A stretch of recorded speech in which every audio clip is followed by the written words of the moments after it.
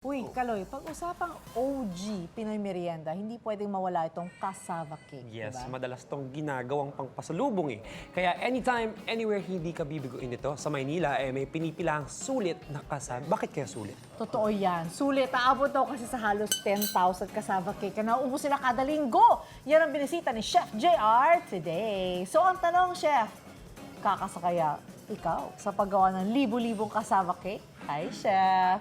At saka sa pagkain na to. SD Miss Lynn kaya kakain? Blessed morning, Ma'am Lynn. Aba, Kaloy, blessed morning din sa inyo dyan. Ay kung kasahan lang din naman palaban tayo dyan. At yun nga, tuloy-tuloy pa rin yung ating food adventure. Dito sa Maynila kung saan may pagawaan tayo ng cassava cake na sabi nga ni Ma'am Lynn. 10,000 orders po ito ang nagagawa nila kada linggo.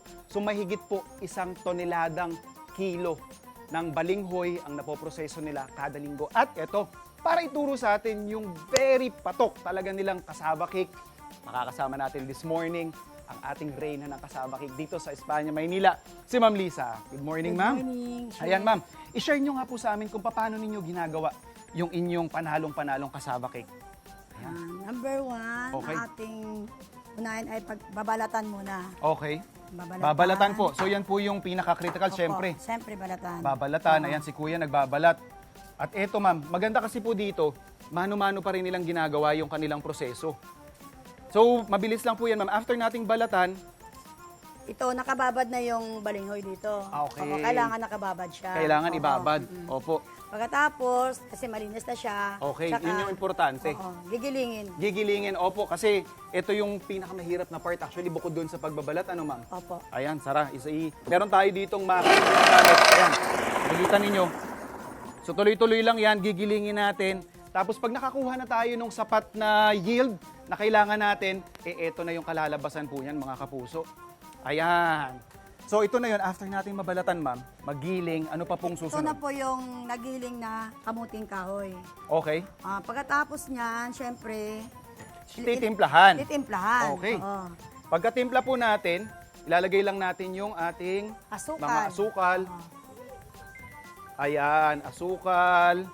Tapos yung ating, ito syempre, Ito. hindi pwedeng mawala yung ating gata, di ba? Yan yung ating gata. At yung ating Kinayod na niyo. kinayod na niyog. Aba, ito yung ngayon ko lang nalaman, may ganyan palang secret ingredients sila, Ma'am. So, sinishare nila sa atin. At yun nga, Ma'am, patok na patok itong inyong recipe na ito. Ito, hahabol lang natin yung kanilang special wet ingredients din. Na sobrang patok nga, Ma'am, sa 60 pesos po, ano? Yes po, chef. Opo. 60 pesos per order, talaga namang pinipilahan po dito sa labas ng kanilang tindahan. At hindi lang po dito yung physical na pila, ultimo online. Ma'am, no, tumitrending talaga. So yan, imimix lang natin yan, tapos i-dissolve lang po natin. Tsaka ito pa, chef, siyempre. Ito pa. Ayan, ito pa, Opo. meron pa tayong mga ihahabol na ingredients.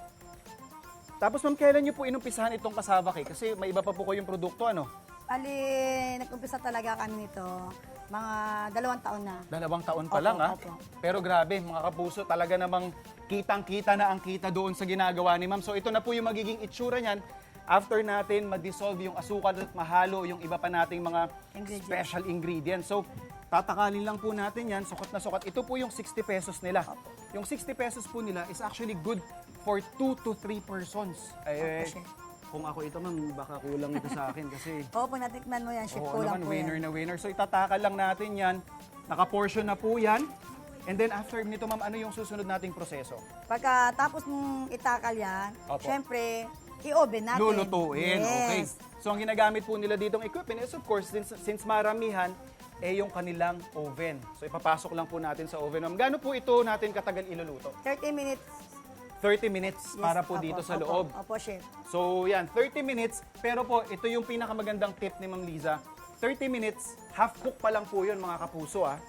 Ano pong susunod, Ma'am, after 30 minutes? After 30 minutes, syempre, ilalagay yung pinaka-secret na ingredients. Okay. So yung talagang nagpapasarap yung Opo, pinaka-topping opo. natin. So hahanguin natin mga kapuso, ilalagay natin yung Opo. secret Secret topping. yes. Secret sauce ni Oo. Ma'am. Saka po natin ibabalik doon sa ating oven at patuloy na iluluto hanggang mag-brown. So ito po, ayan, medyo mainit-init pa yan. Dahil baka lang ating kamay. Eto Ma'am, ito na po yung itsura yan mga kapuso. Winner na winner, no? Opo, chef. So 60 pesos, imagine niyo kung gaano namang kasarap yan. At syempre, hindi tayo magpapahuli, kailangan matikman natin yan, mama. Pinagmamalaki talagang timpla nila Yes. dahil Boy Scout tayo. Eto na. Kami nang bahala dito, marami kami titikmang cassava cake. Kasama pa rin natin si Ma'am Liza. Tuloy-tuloy po yung food adventure natin sa mga gantong masasarap at patok na mga food trends. Dito lang yan sa inyong pambansang morning show kung saan laging una ka. Unang hirit!